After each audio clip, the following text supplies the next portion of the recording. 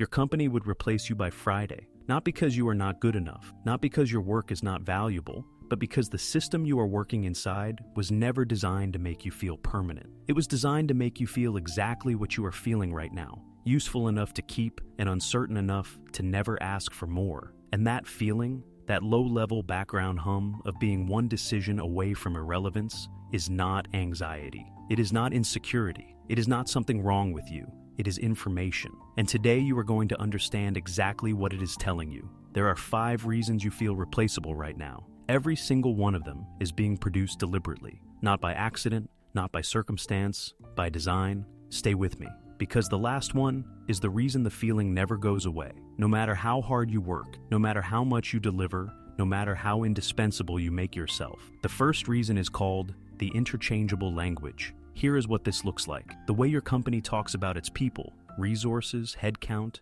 capacity, bodies, FTEs, not people, not individuals, not the person who has been carrying the team through the last 6 months on 4 hours of sleep, and a promise that it will get better after the project ends. Resources, interchangeable, measurable, deployable, replaceable. And the language is not accidental. Here is what is actually happening. The language an organization uses about its people is not just administrative vocabulary. It is a psychological frame that shapes how every decision about those people gets made. When you are a resource, you are evaluated like a resource, against output, against cost, against whether a different resource could produce the same output for less cost. The humanity disappears in the terminology, and with it disappears the sense of obligation, the moral weight that would otherwise make certain decisions feel impossible. Calling people resources does not just describe how the company sees them, it determines how the company treats them, and the treatment produces exactly the feeling you have been carrying, what it is doing to you right now. You have internalized the frame without realizing it.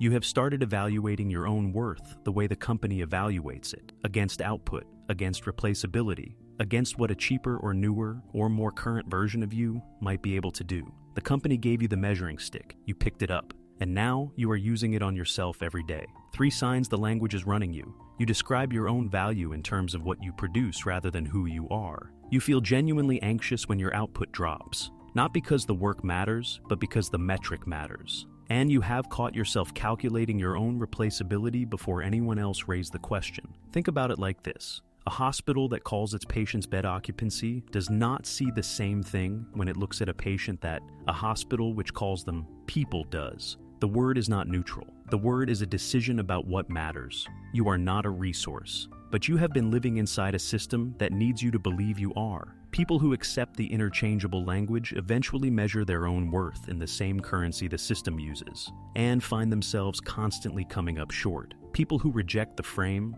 stop letting the company's measurement system be the final word on their value. But the next reason is the one that operates inside every interaction you have with your manager. The second reason is called the manufactured uncertainty.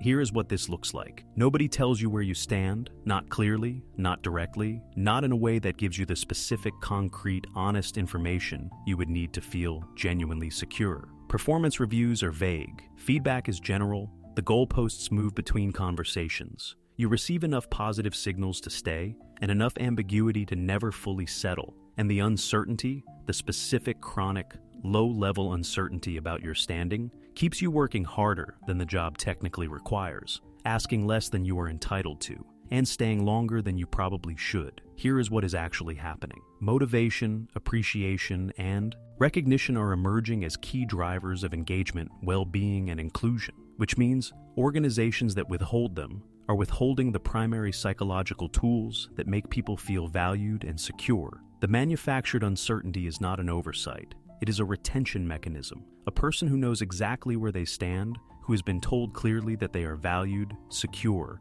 and has a specific future, is a person with options. They can negotiate, they can make demands, they can decide the terms are not acceptable and leave on their own timeline. A person living in uncertainty stays compliant, stays grateful for the crumbs, stays too unsettled to identify what they actually want or ask for it. What it is doing to you right now. You have been working toward a moving target for long enough that you have stopped expecting it to hold still. You have calibrated your ambition to the amount of security you have been given, which is not very much, and the anxiety that produces is being redirected into more work, more compliance, more effort to earn a stability that the system was never intending to give you. 3 signs the uncertainty is manufactured. Positive informal signals never translate into concrete formal recognition.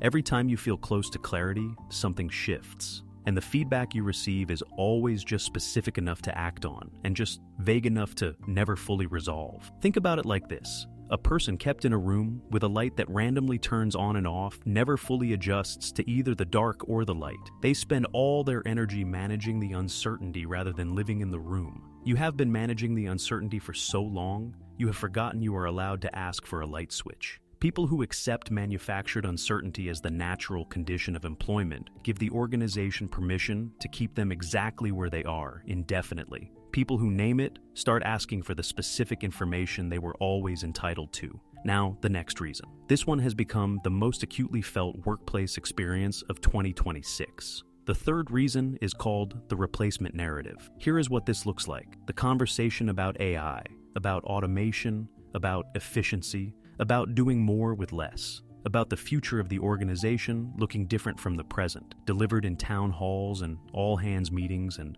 leadership communications, always framed as opportunity, always carrying underneath it the same quiet implication. Your role is not as permanent as you thought. Here is what is actually happening. AI anxiety is becoming one of the biggest sources of workplace stress in 2026, with leaders needing to treat it as a real people issue, not just a technology trend. And organizations are not managing that anxiety well, because managing it well would require honesty about what is actually changing and what is not. Instead, the narrative stays deliberately vague, specific enough to produce anxiety, vague enough to avoid accountability. The uncertainty keeps people working harder to prove their value, to make themselves undeniably necessary, without the organization ever having to make a specific promise about what that work will actually secure, what it is doing to you right now. You have started performing indispensability, working longer, taking on more, making yourself visible in ways that feel slightly desperate rather than strategic, because the feeling underneath all of it is not ambition, it is fear, and fear-driven performance is the most exhausting, most unsustainable, most poorly rewarded kind of effort available to any human being. 3 signs. The replacement narrative is running you. Your work habits have changed in the last 12 months in ways driven more by anxiety than by opportunity. You have started measuring your job security against what a machine could do, rather than what you uniquely bring. And the pride you used to feel in your work has been partially replaced by a low-level vigilance that never quite turns off. Think about it like this. A person running harder on a treadmill to avoid falling off is not training. They are just running scared, and the treadmill is still set by someone else. Step off. Assess the actual terrain. Run towards something rather than away from everything. People who perform indispensability from a place of fear produce frantic energy the organization reads as desperation. People who demonstrate value from a place of clarity produce the kind of calm authority that is genuinely difficult to replace. But the next reason is the one that is operating in every single interaction around you, and you have been absorbing it without knowing it. The 4th reason is called the comparison engine. Here is what this looks like. Your performance is never evaluated in isolation. It is always evaluated relative to someone else. The colleague whose output is used as the benchmark, the industry standard that conveniently sits just above your current level, the internal ranking system, formal or informal, that ensures there is always a hierarchy of value and always a clear communication about where you sit within it. Here is what is actually happening. Comparative evaluation is one of the most effective tools available for keeping people productive and compliant simultaneously. A person evaluated against an absolute standard, you did good work this quarter, has a stable reference point. A person evaluated against a relative one, your output was strong, but your colleague produced more,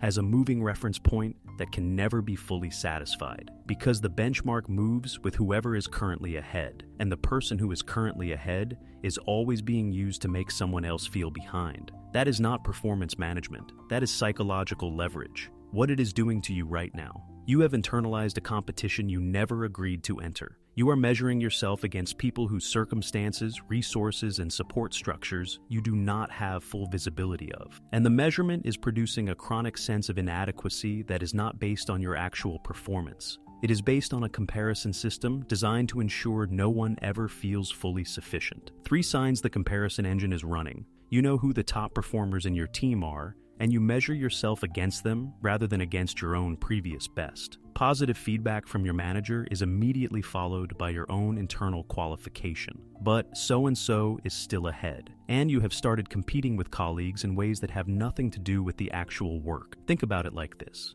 A plant measured against a different species in a different soil with different light and different water is not being evaluated. It is being set up to feel inadequate. You are not the same plant as the person they keep holding up next to you. Stop letting the comparison tell you something about your growth that it was never actually measuring. People who accept comparative evaluation as the truth about their value spend their careers running toward a finish line that keeps moving. People who establish their own reference points finally start measuring something real. And now, the last reason, the one that makes everything else on this list feel permanent, even when it does not have to.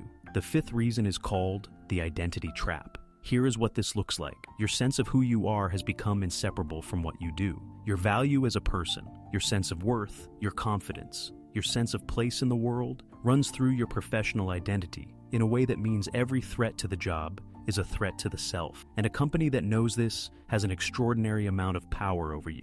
Here is what is actually happening. Psychological insights are helping workplaces reeling from economic volatility and shifting employee expectations. But the insight most organizations are not sharing is this one. When your identity merges with your role, when you stop being a person who has a job and start being a person whose worth is the job, every piece of manufactured uncertainty lands differently. It is not just job insecurity. It is existential insecurity. The feeling of replaceability is not just about the employment contract. It is about whether you matter, whether you are enough, whether your value to the world runs out at the same time your usefulness to this particular organization does. It does not. It never did. But while the merger is intact, while the job and the self are the same thing, the company does not have to do very much to make you feel expendable. You do most of that work yourself. What it is doing to you right now. You cannot recover from work in the evenings because you cannot put yourself down and pick yourself back up in the morning. The job does not stay at work because you do not stay at work. You carry it everywhere,